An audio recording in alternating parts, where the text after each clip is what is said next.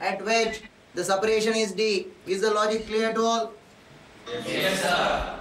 Now when I simplify this, u dt 0 to t, directly I am putting it as t. Integral v cos alpha dt 0 to t is equal to L with a negative sign L0 to d. Ut v cos alpha dt 0 to t is equal to L0 minus d. Actually d minus L0 with a negative sign, it will become L0 minus d. Once again, I have the same problem of evaluating this.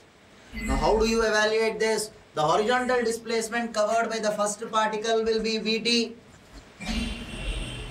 minus, in that time the horizontal displacement covered by the second particle is integral u cos alpha dt 0 to t. Yes, sir. U cos alpha dt 0 to t. Now this difference will be equal to capital D. Yes, sir. This is Vt minus u cos alpha dt 0 to t. That this is the horizontal displacement of particle 1, this is the horizontal displacement of particle 2. Yes, sir. The difference is d.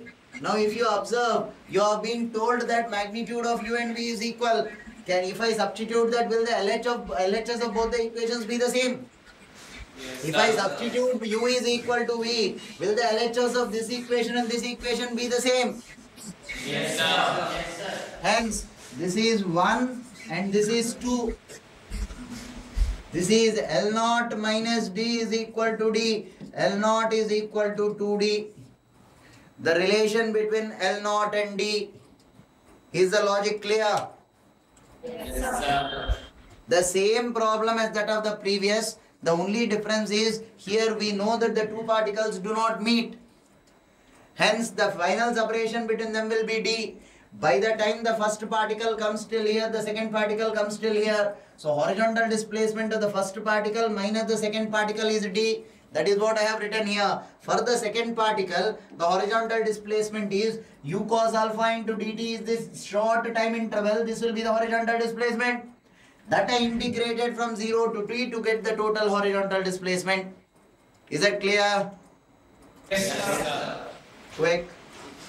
Tell me if we have solved this problem, the two lines moving perpendicular to their lengths. The velocity of the point of intersection. Did we solve this? Have a look at this. This is line AB and this is line CD. Angle between them is theta. This is the way the two lines are. Now this line will move perpendicular to its length. That means in the direction of my finger. Now this will move perpendicular to its length. Direction of my forefinger. Don't you think the point of intersection is moving? Yes, sir. If the pointer of intersection is moving, he is telling you that after some time, this will be AB, this will be CD. Right?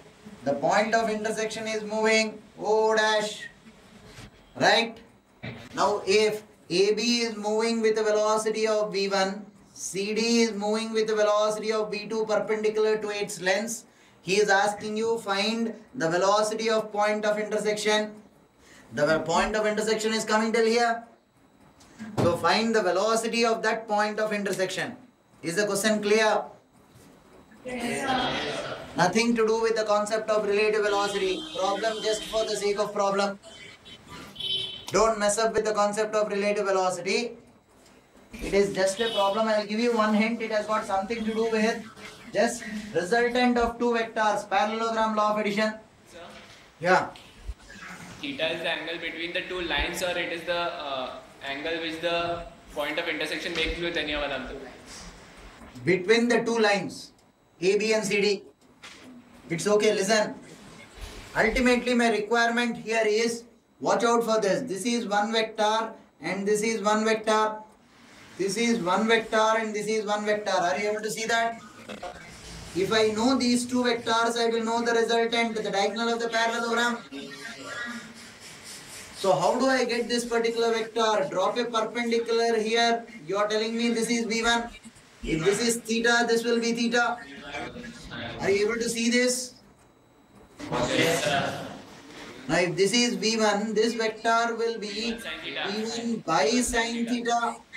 Similarly, if this is V2 and this is theta, this vector will be V2 by sin theta. Because in any triangle, if this is theta and you are telling me this is V, this will be V2 by sin theta.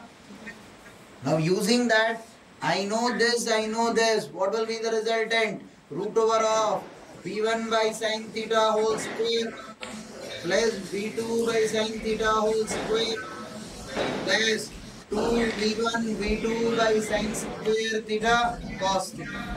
2V1 V2 by sin square theta and cos theta. Right? That will be the resultant velocity. Now, back to the concept of relative velocity. Tell me if we have solved this problem of two cars A and B traveling with a velocity V1 by V2, hailstones falling vertically, bounce off vertically as seen by the drivers. Did we solve this? Yes, sir. Done. One more small thing in the concept of relative velocity. Listen, the river boat problems can be converted to air and aeroplane problems. What is river will become air and wind. What is the boat will become the aeroplane. And at most triangles shapes may change. There is a possibility that he'll tell you wind is blowing towards the north, velocity of the wind.